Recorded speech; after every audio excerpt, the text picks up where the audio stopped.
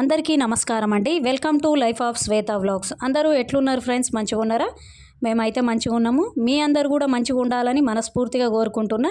మన ఛానల్లో ఉన్న ఒంటరితనాన్ని వరంగా మార్చుకుందామనే వీడియో మీరు ఇంతవరకు చూడకుంటే ఒకసారి చూడండి, మీకైతే యూస్ఫుల్గా ఉంటుంది. అలాగే ఫ్రెండ్స్, ఇక్కడ ఒక చిన్న రిక్వెస్ట్. మన ఛానల్ని చాలామంది చూస్తున్నారు కానీ సబ్స్క్రైబ్ చేసుకోవట్లేదు.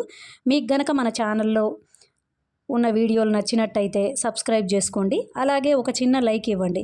దీనివలన మన వీడియో మరింత ముందుకు వెళ్ళే అవకాశం ఉంటుంది ఫ్రెండ్స్. ఇక లేట్ చేయకుండా వీడియోలోకి అయితే వెళ్ళిపోదాము.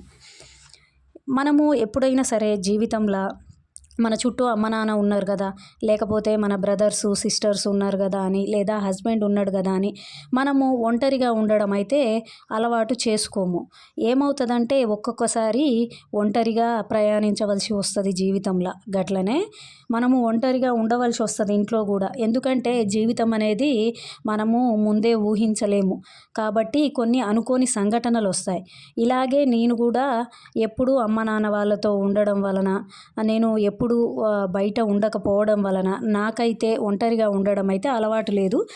రాత్రిపూట కూడా ఎప్పుడైతే నాకైతే అసలు అటువంటి సిచ్యువేషన్ అయితే రాలేదు. కానీ అనుకోకుండా ఏం జరిగిందంటే, నా పెళ్ళి కాకముందు మేము హైదరాబాద్లో ఉండేవాళ్ళమండి.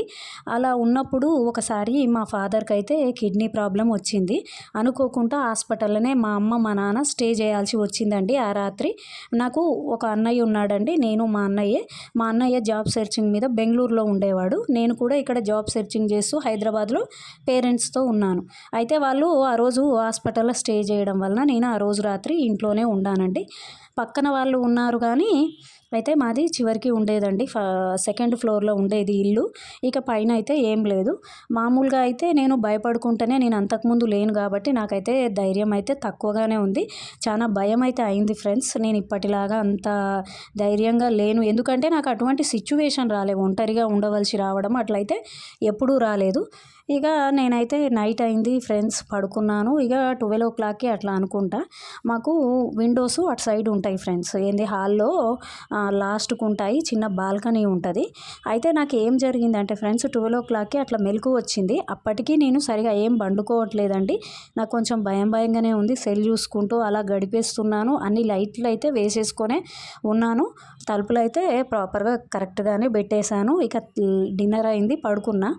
ఇక పడుకున్నాను ఫ్రెండ్స్. పడుకున్నాక నాకైతే ఏదో చప్పుడు వచ్చినట్టయితే అనిపించినప్పుడైతే ఫస్ట్ అయితే నాకు భయం చాలా అయింది. బట్ నేను ఏమనుకున్నానంటే, ఇక మామూలుగా మనం భయపడుతూ ఉన్నప్పుడు చిన్న చిన్నవి అలా అనిపిస్తూ ఉంటాయని మామూలుగా అయితే ఇక అట్లనే నేను కొంచెము ఇక పడుకోవడానికి ట్రై చేస్తున్నప్పుడు నాకేమనిపించిందంటే, విండో దగ్గర నుంచి ఎవరో వెళ్ళినట్టు అనిపించింది ఫ్రెండ్స్. నాకు చాలా భయమైంది. అసలు ఎవరు, ఏంటిది సౌండ్ అనేది నాకైతే ఆ అడుగులు ఉంటాయి కదా, ఆ నడుస్తూ ఉన్నప్పుడు ఆ అడుగుల శబ్దం అయితే వచ్చింది. నాకు చాలా భయమైంది. నేనైతే విండోస్ వేసేసిన, అన్నీ వేసేసిన, లైట్లు ఉన్నాయి కాబట్టి. కానీ ఇక భయం అయితే చాలా అయింది ఫ్రెండ్స్. ఇక భయం అయ్యి నేనైతే ఇక ఆ రాత్రంతా కూడా సరిగా పడుకోలేదు. ఇక మళ్ళీ అన్ని తలుపులు కరెక్ట్గా వేసినా లేదా అని చూసుకున్నా. కాసేపు ఇంట్లోనే ఉన్న, ఇంటి నుంచి బయటకు వచ్చి ఆ పక్క వాళ్ళు కూడా వాళ్ళతో కూడా మాట్లాడదామని ప్రయత్నిద్దామన్నా తలుపు తీస్తే మళ్ళీ ఎవరైనా వచ్చారేమో అని భయంతో నేనైతే తలుపు తీసే ధైర్యం కూడా అయితే చేయలేదు ఫ్రెండ్స్. నేనైతే ఆ రాత్రంతా అలాగే ఉండిపోయాను. చాలా భయమైంది నాకు. ఇక నేను ఇలా భయపడుతూనే 4:30 అట్లా ఇక నాకు తెలియకుండానే హాల్లోనే పడుకున్నాను. ఇక మార్నింగ్ లేచి 7కి అలా లేచాను ఫ్రెండ్స్. నైట్ అంతా పడుకోలేదు కదా, 7కి అలా లేచాను. ఇక పక్కన ఆంటీ వచ్చి తలుపు కొట్టారు. ఏంటి ఇంకా లేవలేదని. నేను మామూలుగా 6:30కి అలా లేచి కోచింగ్కి వెళ్ళేదాన్ని, గవర్నమెంట్ జాబ్ కోచింగ్కి. ఏంటబ్బా లేవలేదు శ్వేత అనేసి పక్కన ఆంటీ వచ్చి అయితే తలుపు కొట్టారు. తలుపు కొట్టేసరికి నాకు అప్పుడు మెలకు వచ్చి ఇక వెళ్ళి తలుపు తీశాను. తలుపు తీసినప్పుడు ఇక ఆంటీ చెప్పింది నేనైతే నేను షాక్ అయ్యాను ఫ్రెండ్స్. ఏమైందంటే, మా బిల్డింగు పక్క బిల్డింగు ఒకే దగ్గర జాయింట్ ఉంటాయి. ఈ బాల్కనీలోంచి పక్క బాల్కనీకి వెళ్ళొచ్చు ఫ్రెండ్స్, పక్క బాల్కనీలోకి వెళ్ళొచ్చు. అట్లా ఒక పర్సన్ అయితే అలా వెళ్ళిండంట. పక్కన ఎవరో ఒక అతను వచ్చాడట, ఇలా ఏదో చేశాడంట, దొంగతనం లాంటిది జరిగిందంట, వాళ్ళ ఇంట్లో గోల్డ్ పోయిందంట అని అన్నారు ఫ్రెండ్స్. ఇక నాకైతే మస్తుగా భయమైందండి నిజంగా. నేను అదేదో ఇమాజిన్ చేసుకున్నానా, లేకపోతే ఏదైనా జరిగిందా నిజంగా అనే దాంట్లో కొంతవరకు అయితే ఆ నైట్ అంతా కొంచెం ధైర్యం తెచ్చుకొని ఉన్నా కానీ, తర్వాత ఆంటీ చెప్పింది విన్నాక నాకైతే చాలా భయమైందండి. ఏం లేదండి, ఈ స్టోరీ మీకు చెప్పడానికి కారణం ఏంటంటే, ఎప్పుడైనా ధైర్యంగా ఉండగలగాలండి. మనం ఎప్పుడైనా ఒంటరిగా ఉండడమే కాదండి, కొన్ని జాగ్రత్తలు తీసుకొని అయితే ఉండాలి. మనము ప్రాపర్గా డోర్స్ వేసామా లేదా అన్నీ కరెక్ట్గా చూసుకొని మన సేఫ్టీ చూసుకొని ఇంట్లో ఉండాలండి. ఎప్పుడైనా మనము ధైర్యంగా ఉండగలగాలి. ఎందుకంటే జీవితంలో ఎప్పుడేం జరుగుద్దో మనకు తెలియదు, ఎప్పుడు అన్నీ కరెక్ట్గా ఉండవు. కాబట్టి ఎప్పుడైనా ఉండాలి. నేను ఇప్పటికీ ఆ సంఘటన నాకైతే ఎంతో భయం కలిగిస్తూ ఉంటుంది. కానీ ఈ సంఘటన నాకైతే చాలా నేర్పించిందండి. ఇక అప్పటినుంచి నేను ఎంతో కొంత ధైర్యం అయితే అప్పుడున్నంత పిరికిగా లేకుండా ఆ సంఘటన అయితే నాకు ధైర్యాన్ని ఇచ్చింది ఫ్రెండ్స్.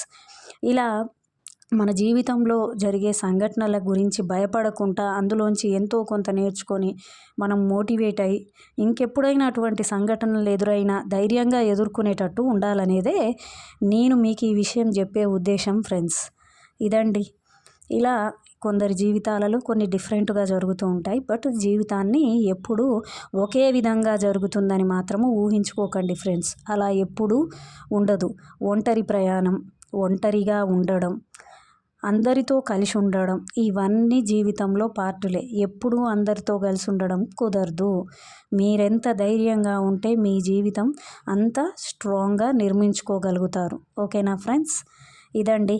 ఇక ఆ తర్వాత అయితే మొత్తము ఇల్లంతా క్లీన్ అయిపోయాక ఇక ఇవైతే నువ్వుల ఉండలు, ఇవి నువ్వుల పట్టీలండి. ఇక మా బాబు బాగా గోల చేస్తున్నాడని వాళ్ళ నాన్నగారు అయితే తెచ్చారు. నేను యాక్చువల్గా ఇవి ఇంట్లోనే చేద్దాము, పల్లీలు నువ్వులు కలిపి అనేసి అనుకున్నాను. నాకు అస్సలు కుదరటం లేదండి, అస్సలు.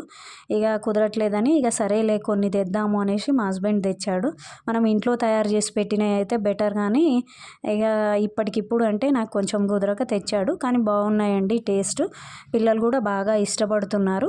ఇక మరీ ఇక చాక్లెట్లు అవి పెట్టిన దానికన్నా ఇవి కొంత మేలు అనేసి ఇవి తెచ్చాము. ఇలా వస్తాయో రావో ఫ్రెండ్స్ మనం చేస్తేనైతే అసలు ఇవి నాకు అనిపిస్తుంది ఇంత పర్ఫెక్ట్గా వస్తాయా లేకపోతే చాలా గట్టిగా అయినట్టుగా అనిపిస్తాయి. బట్ నువ్వులు అనేది చాలా కాల్షియం ఉంటుంది అందులో.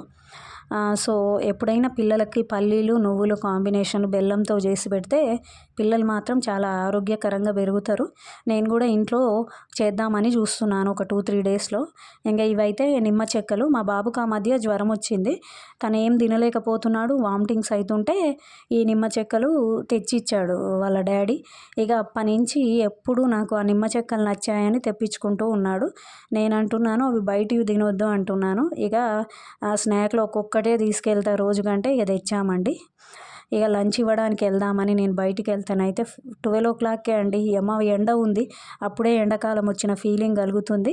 ఎండ అయితే ఫుల్గా ఉంది. అసలు బాక్స్ ఇచ్చేసి వాళ్ళకు తినిపించి వచ్చేసరికి అయితే చాలా టైర్డ్ అయిపోయినట్టు అనిపిస్తుంది.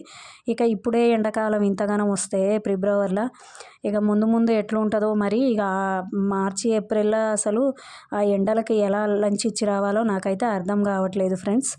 ఇక ఫ్రెండ్స్, ఈ వీడియో కనుక మీకు నచ్చినట్టయితే మన ఛానల్ని సబ్స్క్రైబ్ చేసుకోండి, మీ ఫ్యామిలీ ఫ్రెండ్స్కు షేర్ చేయండి.